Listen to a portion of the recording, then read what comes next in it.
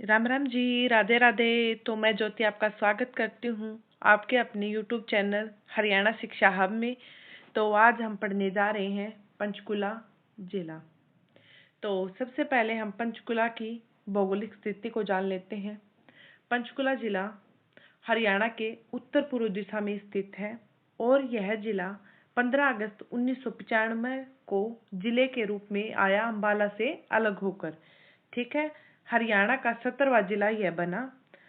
जिस वक्त श्री भजनलाल श्री सीएम थे और 898 वर्ग किलोमीटर इसका कुल क्षेत्रफल रहा और 2011 की जनगणना के अनुसार 10 लाख से कम इसकी जनसंख्या रही।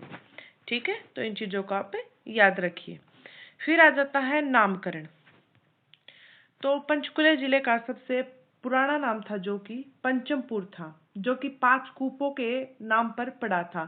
पंचकुला में 5 कूप होने के कारण इसका नाम पंचमपुरम पड़ा और बाद में इसको पंचकुला कहा गया। ठीक है, 5 सिंचाई नहरों के कारण भी। ठीक है, तो दोनों को याद कर लेना। और घग्गर नदी इसको मतलब ये जो 5 कूप थे, घग्गर नदी से इनको जल प्राप्त होता था और नाडा साहिब और मनसा देवी इनके बीच जल का विभाजन करती थी। मतलब ये 5 कूप इनके बीच में थे। ठीक है, तो इन चीजों को आप याद रखना, कई बार पूछ लिया जाता है। फिर आ जाते हैं जिले के प्रमुख उपनाम। तो इसको चंडीगढ़ की सैटेलाइट सिटी भी कहा जाता है, तो ये चीजें आप याद रखना, इम्पोर्टेंट है। और हरियाणा की नैनो सिटी भी कहा जाता है, जिसे विशेष रूप से रायपुर की रानी को नैनो सिटी कहा जाता है। अगर प्रॉपर पूछा जाए तो रायपुर आएगा। ठीक है, अगर रायपुर ऑप्शन में ना हो, पंचकुला दिया गया तो पंचकुला ठीक माना जाएगा, बट दोनों ऑप्शन में दिए होंगे तो प्रायोरिटी आप रायपुर को देना। ठीक है, फिर आ जाते हैं पंचकुला के उद्योग। तो पंचकुला का प्रसिद्ध उद्योग है HMT ट्रैक्टर पुर्जे उद्योग। ठीक है, जो कि पिंजौर में स्थित है। फिर आ जाता है नैनो उद्योग, जो कि रायपुर में स्थित है। फिर है जैसे कि हरियाणा सरकार द्वारा प्रसिद्ध सबीर भाटिया के साथ मिलकर इसे नैनो उद्योग की स्थापना की गई थी। ठीक है, तो ये याद रखना। फिर आ जाता है सीमेंट उद्योग, जो कि सूरजपुर पंचकुला में स्थित है। फिर आ जाते हैं शिक्षा और संस्थान। तो जो कि जवाहर नवोदय विद्यालय का पंचकुला के मोली गांव में स्थित है। ठीक है, तो ये आप याद रखना। फिर आ जाते हैं धार्मिक स्थल। जैसे कि सबसे पहले आता है माता मनसा देवी मंदिर, जो कि बहुत ही इम्पोर्टेंट रहेगा। इसका निर्माण 1815 ईस्वी में किया था, जो कि मनी माजरा के शासक गोपाल सिंह ने किया था। ठीक है, और यह पंचायतन शैली से निर्मित हुआ है। ठीक है, इसकी शैली पंचायतन शैली है, जो कई बार पूछा भी गया है। फिर आ जाता है जो कि मंदिर की भित्ति चित्रकला का उत्कृष्ट प्रयोग हुआ है इसमें। और माता मनसा देवी का श्राइन बोर्ड का गठन भी 1991 में हुआ है। और जो कि माता शीतला का मंदिर है गुरुग्राम में, उनके श्राइन बोर्ड का भी गठन 1991 में हुआ था। दोनों आपको याद रह जाएंगे। ठीक है, फिर है जैसे कि हरियाणा सरकार द्वारा जटायु यात्रा का आयोजन भी यहाँ किया गया, तो ये चीजें भी आप याद रखना। फिर आ जाता है सेकंड नंबर पर पटियाला मंदिर, जो कि पंचकुला में स्थित है। इसका निर्माण 1840 ईस्वी में पटियाला के सिख राजा करम सिंह ने कराया। ठीक है, और यह भव्य मंदिर भगवान शिव को समर्पित है, तो ये आप याद रखना। फिर आ जाता है भीमा देवी मंदिर, जो कि पिंजौर में स्थित है। इसका निर्माण 9वीं और 11वीं सदी के बीच हुआ था। ठीक है, खजुराहो शैली से निर्मित होने के कारण इसको उत्तर भारत का खजुराहो भी कहा जाता है। जो कि 1254 में नसीरुद्दीन मोहम्मद ने इसके ऊपर हमला भी किया था। ठीक है, इसको सती पहुंचाने की कोशिश भी की गई थी, तो ये चीजें आप याद रखना। और अन्य मंदिर भी हैं, जैसे कि चंडी मंदिर, जो कि पंचकुला में है, ये इंपॉर्टेंट रहेगा। काली माता का मंदिर कालका में है। माता समलोथा का जो कि समसलासन मंदिर है, जो कि पंचकुला में स्थित है, तो ये चीजें आप याद रखना। फिर आ जाते हैं पंचकुला के प्रसिद्ध मेले और उत्सव। तो सबसे पहले मैंगो मेला, मतलब आम का मेला, जो कि पिंजौर में बढ़ता है। ठीक है, यादवेंद्र गार्डन में बढ़ता है यह, और जुलाई के प्रथम सप्ताह में ये मेला लगता है, तो ये आप चीजें याद रखना। प्रथम बार आयोजन 1992 में किया गया था इस मेले का। और नवीनतम तथ्य ये है कि 32वां मेला, जो आम मेला है, 5 से 6 जुलाई 2030 को आयोजित किया गया था। ठीक है, फिर है जो कि पिंजौर उत्सव, जो कि यादवेंद्र गार्डन में बनाया जाता है और प्रतिवर्ष नवंबर महीने में आयोजित किया जाता है। और प्रथम बार आयोजन इसका 2006 में किया गया था, तो ये आप याद रखना। ठीक है, आम मेला का प्रथम बार कब किया गया था? 1992 में। और पिंजौर विरासत जो उत्सव मनाया गया है उसकी शुरुआत थी 2006 में। ठीक है, तो ये इंपॉर्टेंट हो जाते हैं। फिर और भी प्रसिद्ध मेले हैं, जैसे कि काली माता का मेला जो कि काल का पंचकुला में, माता समलोत्था मेला जो कि माता मनसा देवी मेला, बैसाखी उत्सव जो कि यादवेंद्र गार्डन पिंजौर में भरता है। ठीक है, याद रखना। देखो, मेले को याद करना बहुत ही आसान है, क्योंकि जो मंदिर जहाँ होगा वहीं पर उसका मेला होगा। ठीक है, तो ये आपके लिए एक बेनिफिशियल चीजें रह जाती हैं। फिर आ जाते हैं प्रमुख पर्यटक स्थल, जैसे कि सबसे पहले आता है रेड बिशप पर्यटक परिसर जो इम्पोर्टेंट है पंचकुला में। टिक्करताल झील मोस्ट इम्पोर्टेंट, इस पे मोस्ट इम्पोर्टेंट लिख लेना। ठीक है, फिर आ जाता है माउंटेन क्वेल पर्यटक परिसर जो कि मोरनी के क्षेत्र में है। ठीक है, फिर है नानकोठी जो कि पंचकुला में है, इम्पोर्टेंट है।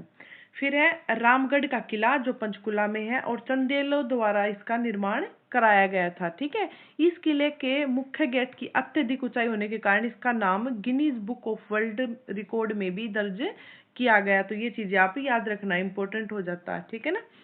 फिर आ जाता है ऐतिहासिक धरोहर। तो सबसे पहले है नाडा साहिब गुरुद्वारा जो कि पंचकुला में स्थित है और घग्गर नदी के किनारे पर है। ये मैंने आपको स्टार्टिंग में ही बता दिया था। ठीक है, फिर है ऐतिहासिक महत्व है जो कि सिखों के 10वें गुरु गुरु गोविंद सिंह जी जो कि बंगानी की लड़ाई जीतकर वापस लौटते समय आनंदपुर साहिब जाते हुए एक रात यहाँ पर रुके थे। ठीक है, वहीं पर इसकी स्थापना की गई, नाडा साहिब गुरुद्वारा। फिर आ जाता है कैक्टस गार्डन नागफनी बगीचा जो कि पंचकुला में स्थित है। ये है कैक्टस जो कि जहाँ पर पानी कम होता है, रेत ज्यादा होता है, तो वहाँ पर ये कैक्टस उगते हैं। ठीक है, फिर इसकी स्थापना की गई थी 1987 में, डॉक्टर JS सरकारिया द्वारा इसको स्थापित किया गया और यह एशिया का सबसे बड़ा कैक्टस गार्डन है। ठीक है, और इसके अन्य नाम भी है, जैसे कि इन्हें आधिकारिक तौर पर रसीला वनस्पति अनुसंधान संग्रह भी कहा जाता है। तो ये चीजें आप याद रखिए, एग्जाम के लिए वेरी इंपॉर्टेंट है। ठीक है, फिर आ जाते हैं विशेष भौगोलिक एवं ऐतिहासिक क्षेत्र। तो सबसे पहले हम पढ़ते हैं मोरनी पहाड़ियों को जो कि इम्पोर्टेंट है। यह हरियाणा के प्रदेश का एकमात्र हिल स्टेशन है। ठीक है, और इसी मोरनी की पहाड़ियों से ही टांगरी नदी का उद्गम भी होता है। तो ये आप याद रखना, इम्पोर्टेंट है। फिर है स्वास्थ्य सेवा की पहल जो कि राज्य की पहली मोटरसाइकिल एम्बुलेंस सेवा है जिसका नाम आरोग्यम है, कि इसकी शुरुआत 2017 में की गई थी, यही से की गई थी और बार बार एग्जाम में पूछा भी गया है इसके बारे में। ठीक है, तो कई उसमें बन सकते हैं, जैसे कि ये पूछ ले कि मोटरसाइकिल एम्बुलेंस सेवा पहली बार कहाँ चलाई, तो मोरनी के क्षेत्र में, या फिर कब चलाई 2017 में। तो ये चीजें इंपॉर्टेंट हो जाती हैं। ठीक है, फिर आ जाता है यादवेंद्र गार्डन जो कि पिंजौर में है, बार बार आपको बताई दिया, याद हो गया होगा। इसकी स्थापना जो कि 17वीं सदी में नवाब फिदाई खान ने की थी। इसका जो पुराना नाम था मुगल गार्डन था और बाद में पटियाला के राजा यादवेंद्र के नाम पर इसका नाम यादवेंद्र गार्डन रख दिया गया। ठीक है, और इसे उत्तर भारत का नंदनवन भी कहा जाता है। ठीक है, तो आपको ये याद हो गया होगा। फिर आ जाते हैं हमारे पंचकुला के प्रसिद्ध व्यक्तित्व, द आयरन लेडी। कौन? अरुणा गांगुली, अरुणा आसफ अली की।